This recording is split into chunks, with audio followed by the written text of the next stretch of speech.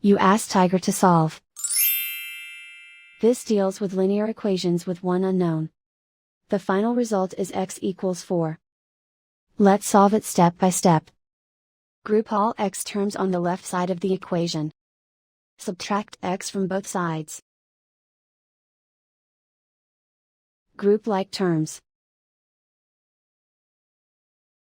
Simplify the arithmetic. Group like terms.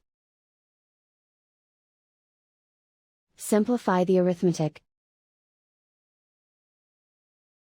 Group all constants on the right side of the equation. Add 4 to both sides. Simplify the arithmetic.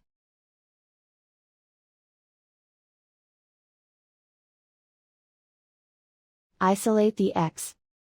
Divide both sides by 2. Simplify the fraction. Find the greatest common factor of the numerator and denominator. Factor out and cancel the greatest common factor. And so the final result is x equals 4.